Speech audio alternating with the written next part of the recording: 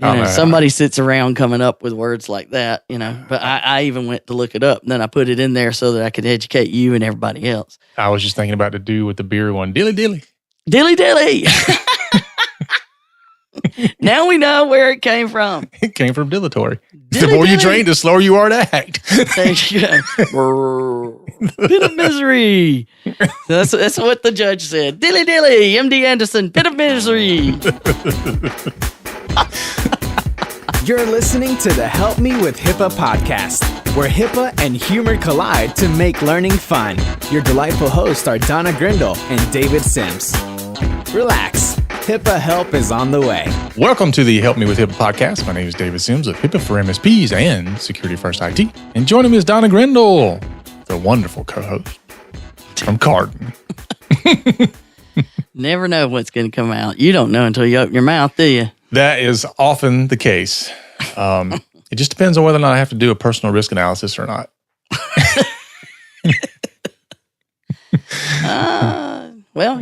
Staying with the theme. Helping with HIPAA. It's always on your mind. After today's episode, I think we'll have more people saying, help me with HIPAA. Yeah, you think? It's a humdinger there. Yeah, as always, the devil is in the details. When everybody gets all of it's not about what the headline grabbing $1 million fine is with MD Anderson. It's about the details of what occurred. It's always in the details. Yeah. So we will get into the deets. But before we do, as you're listening, time is ticking. You are running out of time for the early bird special for the next HIPAA boot camp. Yes. So it ends when? 6th. This comes out on the 6th, so it ends on the 9th. On the 9th. So the 9th is the last time for the early bird pricing. Then it goes to the regular pricing. Yes. And then after that, it goes to the used too late pricing. And then we'll go into the next boot camp pricing. That's it, the next boot camp. Can I be the super early bird for the next boot camp, whenever that is? Yep. So got some more people signed up this week. So spaces are even more limited than they were last week. So, but we do have a couple left. So, and as Donna says, she's, what is that? You just want to help people so bad, you might put a few more seats in. To which your team says, no, we can't do anymore. Well, we went right up to that edge in the virtual class of the number that they wanted us to have in there. And it worked out okay. Yeah. We'll see. It's easy for us. We just have to do the initial stuff. And then poor old Carla and Krista has to do all the work afterwards. All the follow-up, yeah. Yes, it's fun for them. Yeah. But they love their job. Of course they do. Yes. They just love working with me. No. I have to pay extra for those days. Yeah. All right, so the boot camp's July 19th and 20th. Don't miss your opportunity to have this kind of fun for 2 straight days. Mm-hmm. It is fun. So if you want to know more about it, you can go to thehipabootcamp.com and learn a lot more about it. If you have any other questions about it, you can email us at contact@helpmewithhipaa.com. We'll answer them, I'm sure. But just know it's going to be fun. May want to bring a towel. Hose. Yeah, bring a towel for the fire hose.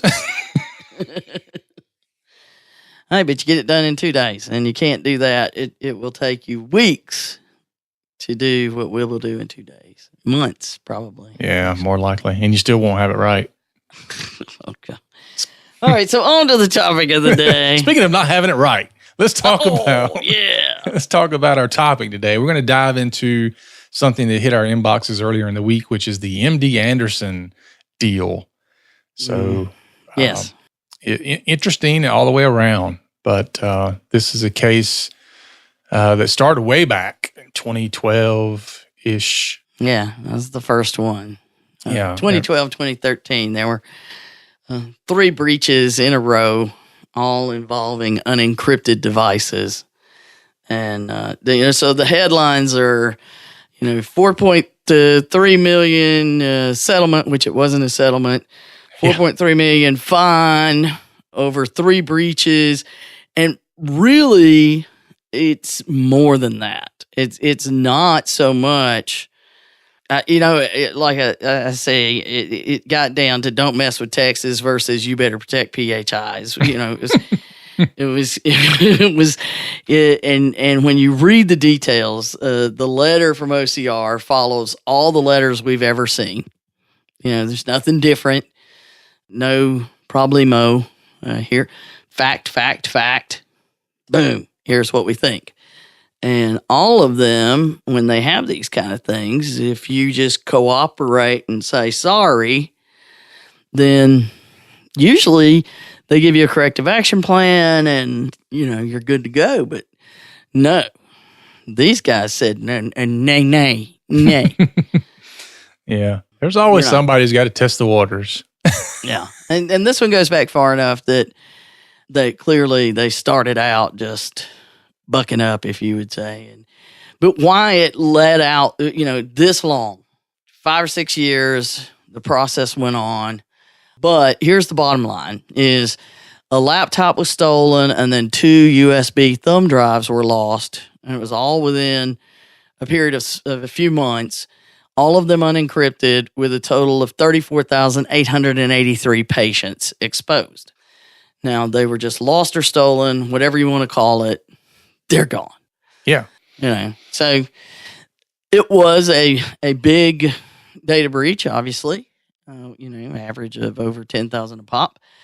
And you would expect that they would just be pretty straightforward. We've seen enough of these where, it's pretty straightforward. This, corrective action plan, you're done.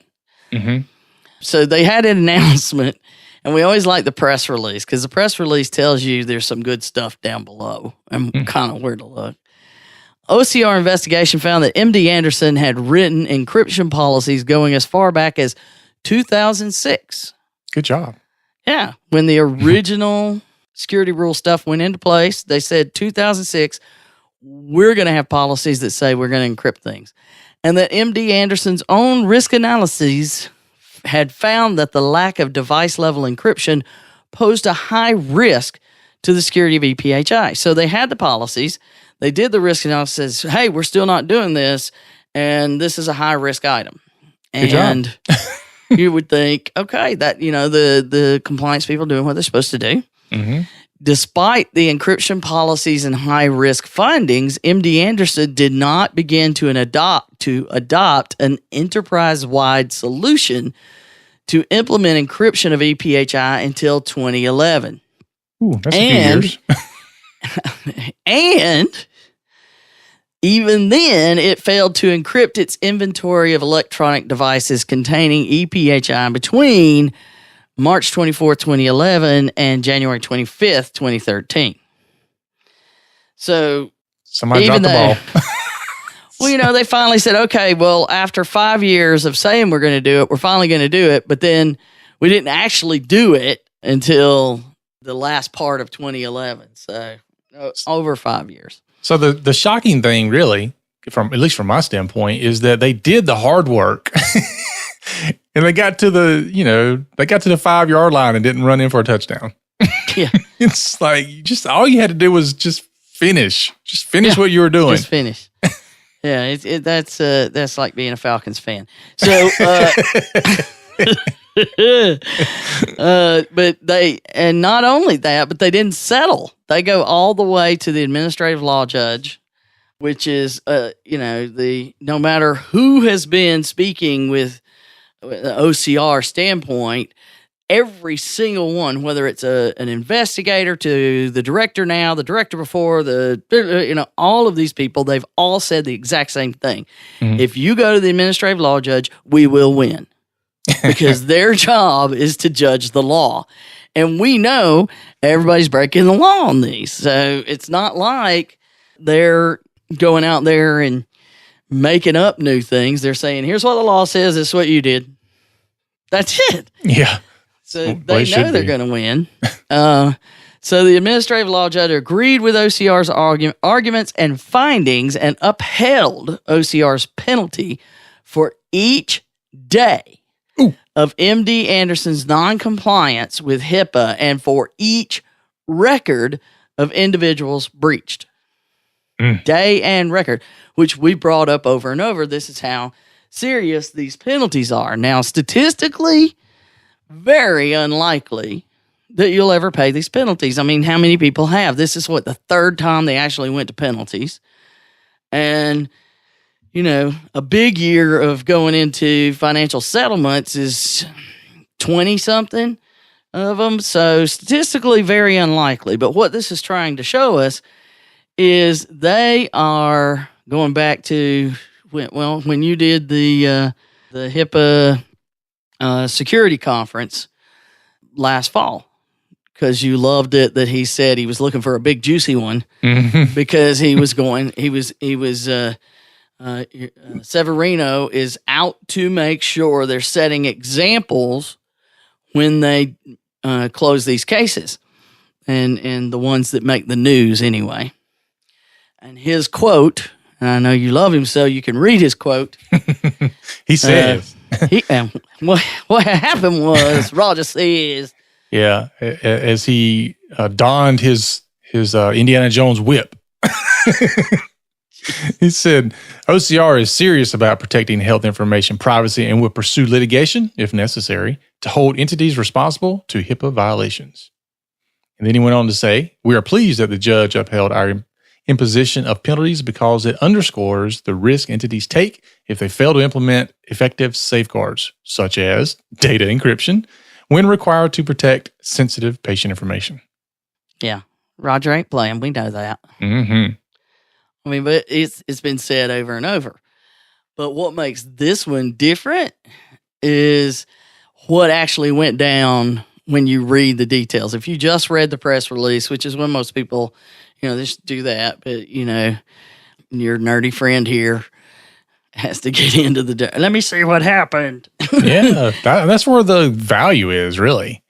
Oh, yeah. I mean, it goes back to the whole idea that you can get all the guidance you need to know what to do simply by reading these decisions and settlements and those kind of things, because everything's in there. But this one, the administrative law judge got involved because of a couple of things.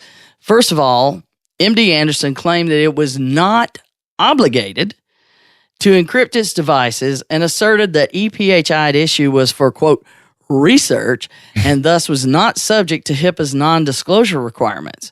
MD Anderson further argued that HIPAA's penalties were unreasonable. Everybody argues that. Yes. I don't like it if I have to pay $100 for a parking ticket either. But it's unreasonable. Did you park where you weren't supposed to? The administrative law judge rejected each of these arguments and stated that MD Anderson's dilatory conduct is shocking given the high risk to its patients resulting from the unauthorized disclosure of EPHI, a risk that MD Anderson not only recognized, but that it restated many times. And by the way, dilatory means slow to act. Just how long do you think that guy's been waiting to use that word? It's a judge, so somebody sits around coming up with words like that, But I even went to look it up, and then I put it in there so that I could educate you and everybody else. I was just thinking about the dude with the beer one, dilly dilly, dilly dilly. Now we know where it came from. It came from dilatory. The more you drink, the slower you are to act. Thank you. Pit of misery. That's what the judge said. Dilly dilly, MD Anderson, pit of misery. Nobody will ever forget what dilatory means. No. Dilly dilly. All right, so there's our vocabulary word of the day. And it's not a 3-letter acronym, so that's awesome.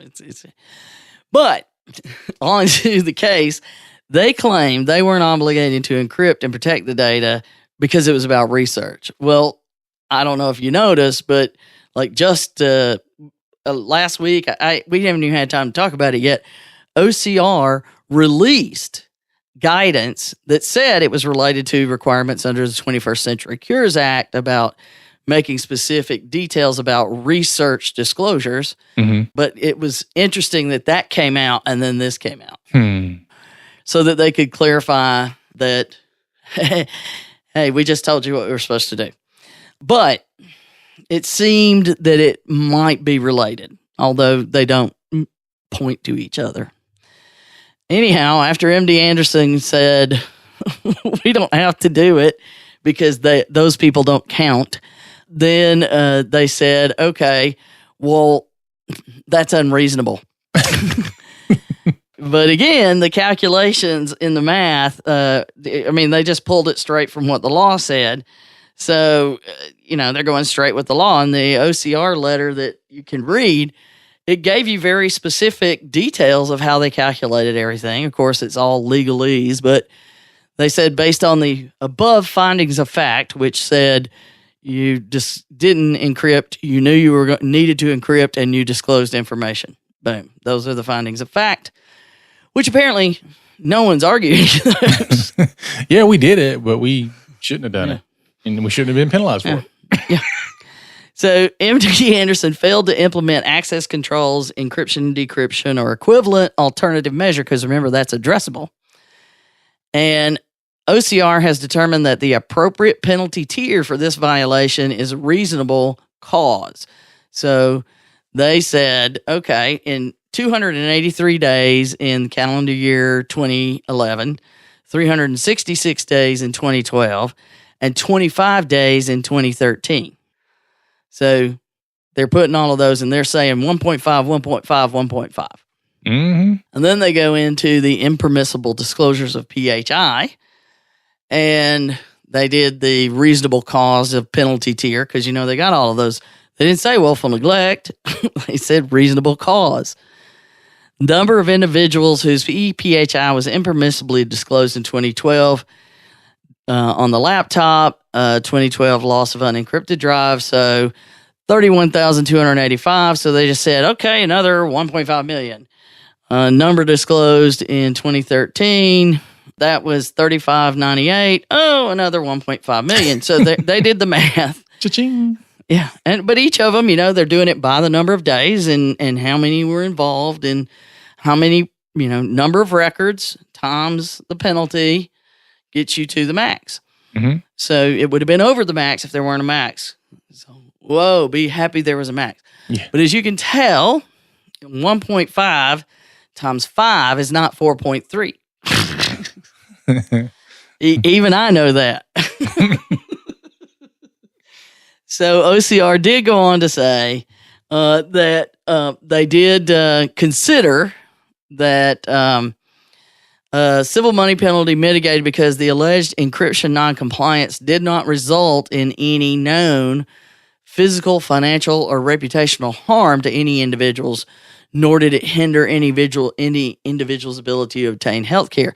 They did consider it, and as a result, they concluded that despite the fact that they could go up to $50,000 a day, they were going to be nice and do $2,000 a day. That is nice. Yeah. So they're saying, look, we're going to give you that. And each one of the factors considered an aggravating factor that got them to the max is the amount of time they continued to use unencrypted devices. The fact that Information Security Program annual reports for calendar years 2010 and 2011 identified encryption of confidential data on mobile media as a key risk area that is, quote, currently not mitigated. And in 2011, they indicated high-risk findings about all of this stuff and that workforce members, I thought this one was really interesting because nobody really dove into this piece. Workforce members are downloading EPHI, confidential and restricted confidential information, and other sensitive data onto portable computing devices for use outside the institution. Now, sounds like that right there. They'll be in the news again. That right there, though, that's something where we say, are people doing this? No, nobody's doing that, is what management says. But Yeah. Obviously, people knew that this was happening, and that alone should have been a big, alert. And then, of course, they submitted a series of breach reports, and this, we did discuss the BlackBerry mobile device issue, which happened before this one. And they're like, you already had the problem with the BlackBerries, and then you had these. So OCR proposes the penalty amount of $2,000 per day for the encryption that were due to reasonable cause and not willful neglect. So, hey, we're being reasonable. However, based on the evidence of harm, OCR continues to use the lowest amount in the reasonable cause tier, $1,000, for purposes of calculating the penalties for impermissible disclosure violations. So they said, okay, we're going to be good about that. We're going to give you $1,000 a day for this, $2,000 a day for this, and that takes our, $7 million down to the 4.3. Which is $1,348,000 for lack of encryption and $3 million for improper disclosures. But OCR said, "Look, we could make it $7 million." Okay, that's not unreasonable. So yeah, I think it's more than that. What's 7.5? I think. Yeah, 7.5. And so a lot more. I mean, what's another $500,000? Really? I don't have any of it, so I'm good. Yeah, Consuelo money, right? That's Consuelo money for sure. But that was interesting enough, because it did take us into how they calculated what they took into account. And they were trying to say, look, okay, we're listening to what you're saying, and we'll give you a little. We're giving a little. But they're doing it, based on the law has that little matrix. It's in there. And they have to go, well, we determined this, so that's what we have. They're required to follow it. And so then the administrative law judge got a hold of it because the letter from OCR said, if you don't like this, you can challenge it with the administrative law judge. So clearly. They did. They did. The funny thing about it was it really didn't matter what their per day fee was. It still would have been capped out. I know. It's I don't, but it again points to their lawyers following the law. They're not some random posse out to get the HIPAA people. Anyway, the administrative law judge, when you read that decision, sounds like he's kind of perturbed. Yeah, he is not dilatory. Okay, so they made their arguments. They started with an argument that HHS has no authority to level fines, and at most it should be limited to $100,000 a year. Where that was, we didn't get to see all of the details of their arguments. They didn't, publish those. They published the OCR letter and they published the judge's information. Somewhere there's probably the other stuff, but we didn't get to see that. But basically they're saying, you can't do that. You're not allowed. Okay. And the judge basically said, barking up the wrong tree here. Because they're like, that goes to court. We're not court. We're administrative law. Take that up with somebody else. And the judge goes, he even goes so far as to say, this argument is a red herring. I'm like, at the point that I read that, I'm like, oh, this is going to get good. And so there are several important points, like the one, there were so many good zingers in there, I couldn't decide what to include. But the one on improper disclosures, that they argued there was no evidence that anyone actually viewed or obtained PHI on the unencrypted devices. And that's what a lot of people say is, well, I can't prove that anything bad happened, so I don't have to do anything. Which is why they changed in the final rule the breach assessment to say, in the interim final rule, it said if you can determine harm, then you must notify. Mm-hmm. Well, who's going to determine harm? Nobody. Yeah. Unless it's black and white, you're not going to do it. So they changed it up and said, well, you have to answer it this way, and you have to do it the way we do it now. Yeah. I mean, the burden of proof is definitely on the covered entity. Well, yeah, because you don't know doesn't mean nothing's happening. I Googled my patients and I didn't see nothing.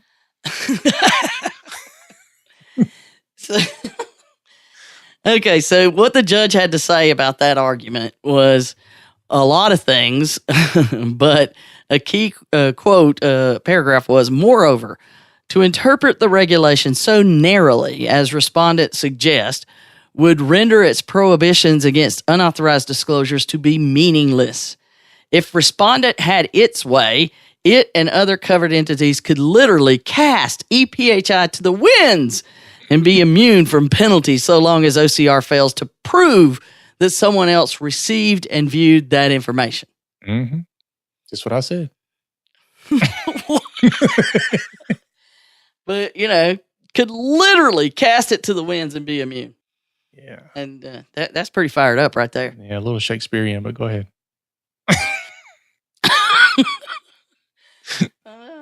Shakespearean. The regulation defines disclosure as including release of confidential information. The word release has a common and ordinary meaning. Release means to set free from restraint, confinement, or servitude. And then the judge even puts the Merriam-Webster dictionary link to the definition. No, that was hilarious. Like, oh, you go now. He didn't link to the dilatory, but he linked to the word release. Yeah, there you go. Okay. I don't know. Maybe I'm the only one that thought that was funny. Well, no, clearly I did. I got choked up a little bit. It is the act of setting something free that constitutes a release, not a third party recapturing that which has been released. Thus, the regulation makes it plain that any loss of EPHI is a release and consequently a disclosure of that information. And I'm glad he clarified that because that completely would have changed my views on fishing. The F Catch kind. and release. Yeah.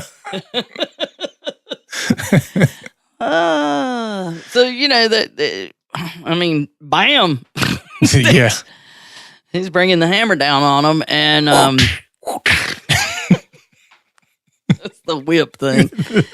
But then here's another point that I thought, this one I hadn't really thought about this way until I read it here, and it makes sense once I did, but the statutory authority to impose a remedy hinges on the release and not the receipt of such information, because under HIPAA, the secretary, relating to the secretary of HHS, is obligated to protect EPHI and not just simply redress the consequences of unlawful disclosure.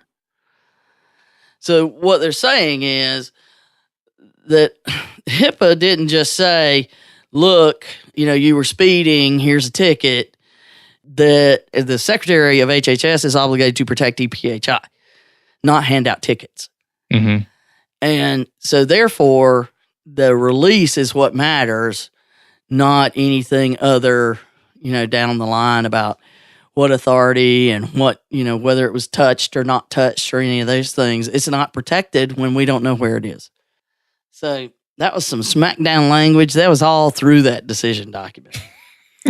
I think he was hangry. He needed a Snickers bar. It was the Aretha Franklin in him coming out. And that wasn't all, though. Oh, no. Well, he wasn't done because then, so he's addressed the whether or not somebody actually saw it and, who has the authority and those kind of things. So then he gets down to the money, which is, a big fight about it. And he shot down everything else. So he gets down to the penalty. And in that section that was particularly interesting, he says, however, and it may be standing up going, however, and as I have stated, the penalties that I determined to impose are but a small fraction of the maximum penalties that are permitted by regulation. Penalties of $2,000 are only 1/25 of the maximum allowable amount for daily penalties. The annual penalties of $1.5 million appear to be large, but come to less than $90 for each violation committed by the respondent. The reality is that the penalties imposed in this case are quite modest given the gravity of the respondent's noncompliance. In other words, if I could, I'd crack it more than just what you got. That's right. Line up for the paddling. Mm. But $90. $90 per violation. Yeah, when you put it that way, I guess you can't argue. I know. Then it's kind of like, wow.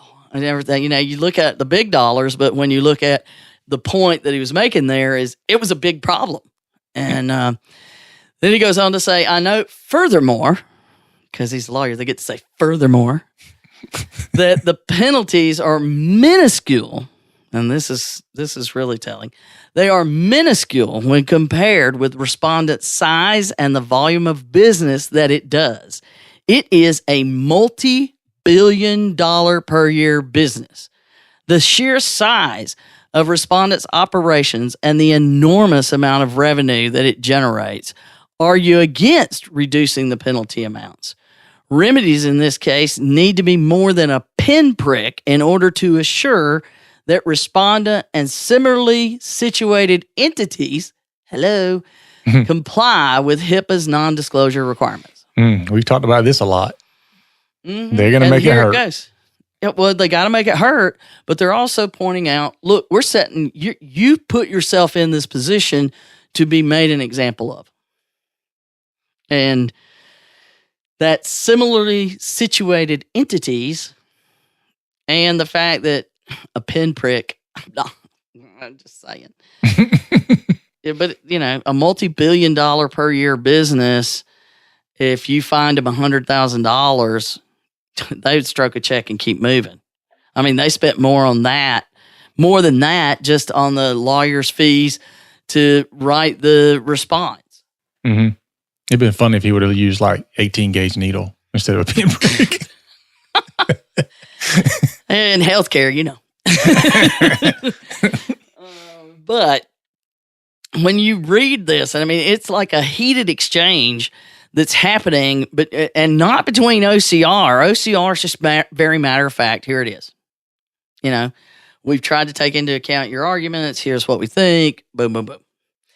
But the judge is like, I've had it. So I don't know what was in all of their arguments. Again, we didn't see those, but slam-a-lam-a-ding-dong. Yeah. As Joe Buck says. It's like OCR stood up, made a few comments, and sat down, and then just all hell broke loose. I know. They're just sitting there watching it, like back and forth, back and forth. Did you? I know. Well, I guess you can't say that the attorney or attorneys from MD Anderson, you can't say they didn't try at all. I know, really. They're trying to earn their money. Yeah. But, there's another part that, we talk about the 4.3 million, but how much was the attorney fees and how much was the notifications and all these other things around it? I mean, compared to everything they spent on this, the 4.3 million is a pinprick. And, it's designed to get attention and all of that. And it's not about, we get to make jokes about stuff, because we will make a joke about the weirdest things. We need to laugh. That's how we get through life. That's why you don't go to a funeral with Donna. Somebody falls down, I'm going to laugh first, but I'll try to make sure you're okay. But I'm going to be laughing while I do it. I can't help it. I'm one of those people. But what this tells us is that, they continue to make examples to show people. And if you think you can challenge them, I mean, how much money, honestly, do you think that MD Anderson threw at challenging this for the last 8 years or 7 years? 2011, 2012, 2013. Well, 2011 is when they had the information and knew they should start doing it. 2012, 2013 is when they had the breaches. So they had to report them then. So it's at least 6 years, if not more, Mhm. that they've been fighting this stuff. And that's they threw a lot of money at it, because I know how much these things take. And they don't go anywhere near this far. But to assume that you can get caught up in one of these and be able to argue it, that's for the HIPAA schmippa people to take note of. And if a multi-billion-dollar enterprise can't maneuver their way out of a penalty, how do you think you're going to do? Not so good. That's when my name is Consuela and I'm here to serve you. They will find you, Consuela. They'll come after me. So I have a question about the corrective action plan. Do they just not do those in these cases? Well, the corrective action plan is in the settlement. So in the settlement, they say, okay, we could charge you $7.5 million, Mm-hmm. but because you're willing to do the work, if you'll do these things, then this is what your penalty will be. We'll settle. Right. Instead of going to the penalty phase. So with the penalty, though, there's no corrective action plan. So I guess, the ultimate goal is to get them into compliance. So if they get a civil money penalty, then where do they go from there? What is making sure that compliance happens after that, since there is no corrective action plan? Well, they still have the ability to do random audits, number one. And cases like this may be where they start yanking those out of the blue somewhere. Number two is MD Anderson still needs to report breaches. Mm-hmm. And so if they're reporting things that show this kind of pattern is still happening, you know where it's going to go. Yeah. Well, they'll get a cap eventually. Yeah.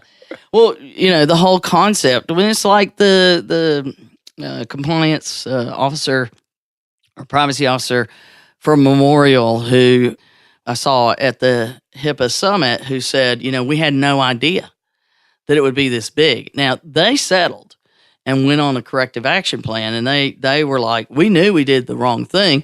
We just had no idea that it could be so expensive in the penalties that they showed us. So they'd never calculated what the penalties would be.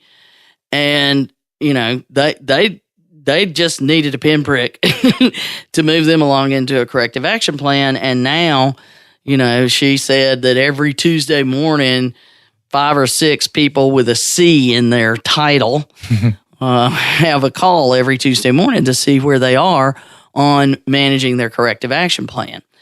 And, maybe MD Anderson didn't want to go on a corrective action plan. They just wanted to stroke a check and make it go away. I don't know. But the law allows them to do the civil money penalty and go on about their business, which is, MD Anderson is a well-respected cancer center, and I certainly believe that way they treat patients and care for their patients is hugely appreciated and respected. However, that doesn't change the fact that this administrative thing is going on in the background. And so it's unfortunate for those 33,000 patients who are almost 34, who we don't know where their information is. And you and I both know that, you can find one of those drives in a box in somebody's house. Hey, what's on here? Mm-hmm. And that could happen tomorrow. Mm-hmm. And somebody start using it. So anyhow, the laptop's probably dead by now, but yeah, who knows what happened with it? Most people steal those. I'd probably be less concerned about losing a laptop than a USB drive. Yeah. Because you lose a laptop, especially if it's people are probably not going to dig through it and find anything, whatever. But if you lose a USB drive, they're going to plug it in and look at it. Yeah. Yeah. Well, that's why we use them as decoys to see if we can trick people. But it's definitely something that we should all be paying attention to, because those USB drives are, in my opinion, I agree with you, they're more risky. They're a higher risk item than a laptop in many ways, because they're used to do nothing but store the data. Yeah, and they're tiny. They're very easy to lose. Yeah, and they can go anywhere. So or they can go home with you. It's apparently it's happening. Yeah. Well, I mean, you were looking at one today. That's a credit card that flips open and it's a drive. I know. You put that in a wallet that has those RFID protections and stuff, and off you go. Yep. So there's a million ways to do this, and it's unfortunate that they're in these level of arguments, and we're not in it. We don't know for sure, but the bottom line is the patients weren't protected. The law says they're supposed to protect them, and as Severino, this is the first one he said, the law says you're supposed to do it. He didn't say that in this one. So you got to wonder what really happened in the background. So maybe someday somebody will tell us. Yeah. So I'm just wondering, is this the big juicy? Well, the thing is, none of the headlines, none of the articles I read told me about this back end stuff, but that always happens. They don't talk about the caps and the details, and I think the details, the devil's in the details, as they always say. Mm-hmm. So, if you look at what they've been announcing, they've been making it clear. If you try to file bankruptcy, we're still going to go after you. We're going to go into bankruptcy court and try to prevent you from doing that little trick to avoid us. If you try to just close down the business, we're going to get our chunk as you close it down. If you try to say we don't have the right, then we're going to nail you here. Mm-hmm. If you scatter a bunch of small breaches and you think it's no big deal because they're all under 500, we're going to come after you there. So they're saying, look, we're coming after you to set an example. This is not what you should be doing. And, it's the patients we're supposed to be protecting. It's not a fight with, it's not about that anymore. When you look at every business that we deal with now, I mean, did you make your company be security first IT because you thought only healthcare would care? Some days I wonder. But no, I mean, it's going to be a problem that every single business has to take on. Well, it should already be that way, but unfortunately, we still deal with, I don't care about security. I just want to be able to get on the internet. Yeah, my stuff doesn't matter. Yeah, all those kind of things. So, and there's a lot of scary stuff. I read about a threat this week that's becoming a quite popular malware attachment in email. Mm-hmm. That what it does is it installs itself and then it waits. It doesn't do anything. Right. But it's not one of those that's like the little bomb waiting to go off and the program will run. It's capable of functioning like a platform, so it can download and run other programs. So you can basically have this botnet in a different way than you ever have before. And the botnet, before they would just send a command to it. And supposedly, this thing will be sitting there able to run programs, and you don't know what the program's going to be until it's sent to it. Yeah. There's some scary stuff out there, and I was in a conversation last night.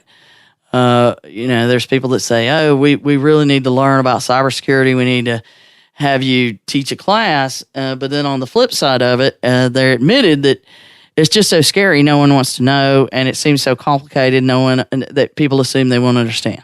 Yeah. So we're in a really rough place. Well, I have a couple of scam alerts that I ran into this week. All right. So one you and I both have probably heard of, but I think it's worth mentioning because I can see where businesses can fall for this. So this first one is a person has a Mac, and true story now, has a Mac, and on the Mac something pops up on the screen. There is a problem. You need to call this number. So they said, I will not call that number. There's a problem on a Mac, so let me Google the number to call. So they Google it and they click on the first link and they call. The person says, yes, you have a problem with your computer. We can help you. I need you to go to CVS and purchase an iTunes card for $50, and then we can help you. And the guy stays on the phone with her the entire time. She gives him the card number, And he goes, no, that card doesn't work for whatever reason. Go back and get a Google Play card for $200. So she goes back, gets a Google Play card for $200. And he says, nope, that card doesn't work. I need you to go back and I need you to get a Steam card, which is a gamer's platform. Get a Steam card for $500. So she did it. She goes back and gets the Steam card for $500. And then as she's back home and he's like, okay, that one works. Now I just need for you to give me remote access to your computer. And then, oh my God. So her husband then finally says, what are you doing? What is all this running back and forth to CVS and everything? And so she tells him what's going on. And he goes, no, this is a scam. $750 later. Yeah. And the funniest part of the whole story, as it was told to me, is the husband is an IT professional. Oh, no. So all she had to do was ask him about it. But she was like, I will fix this myself. I don't want to tell anybody I messed up. So I think they ended up maybe calling the credit card company and getting something done. But anyway, the point is a couple things out of this story that you should be aware of. One, if somebody asks you to go to the store to buy some card to pay them, probably a big red flag. And I've heard this happen more than one time from local people, so it's happening a lot. The other thing is that when you Google something, make sure you're not clicking on, the ads that people can purchase, the criminals can purchase. Yeah. And make sure you know where you're going to. It says ad right next to the link. AD. Yeah. Ad in a little box. So, oh my God. So the second one, it's just go ahead. Brutal to be the IT person. Even my in-laws, 89 and 90, they do not do, you told us not to do anything. If anybody told us to do something on the computer, Microsoft called and we need to know if y'all want to handle it. I know. They know. So this next one, it happened to me, and I have a vehicle on sale or for sale, and I put it on Craigslist, which I'm not a fan of Craigslist, but I put it on Craigslist. After a couple of days, this guy contacts me, interested in buying your car, asked me a few questions about it, whatever. So emails going back and forth. Then he's like, I'd like to see the service records on it. I'm like, okay, cool. So I send in the Carfax report. He sends me an email back and he goes, I don't really trust Carfax. My girlfriend had a wreck years ago and it never showed up in Carfax. I'd rather you send me a one from this company here. And I'm like, wait a minute. No. So I started looking into it, and sure enough, that's a scam. They get you to buy the $99 service records, which you never get. And how many people are selling something on Craigslist, a car or whatever, and they're saying, I want to, go buy this report, and I want to come test drive your car once I review the report. I mean, how many hundreds of dollars or thousands of dollars are they making off that scam? It's probably insane when you think about those, how many used cars are for sale. Yeah. But so if you have anything, whether it's personal or in your business, and you're using some way online to sell, just be careful. There are tons and tons of scams for everything. Have those, skeptical glasses on, the skeptical spectacles. But, question everything, because the internet's a crazy place. Oh, yeah. Yeah, there's like 5 stories that I could add on, but we've been dragging on a long time today. Yeah, so that's my PSA for today. Anyway. All right, folks, hope you enjoyed that. I enjoyed reading it, enjoyed talking about it. Remember to share this out on social media, rate us on the podcasting app. Make sure, if you're interested in the HIPAA Bootcamp, go to thehipaabootcamp.com, get more information, get the early bird pricing before it goes away, because we want to save you money. And then, of course, we want to save you from being on the news like MD Anderson as well. So come to the boot camp. For Donna and myself, remember, the HIPAA is not about compliance. It's about patient care. You've been listening to the Help Me with HIPAA podcast, hosted by Donna Grindle and David Sims. The show created to help you with HIPAA. For more information or to ask us a question, visit our website at helpmewithhipaa.com. Neither Donna Grindle or David Sims are attorneys, and they do not offer binding legal advice concerning regulatory compliance. The information in this podcast should not be relied upon or construed as legal advice in any way. Consult your attorney for legal advice concerning compliance with HIPAA regulations.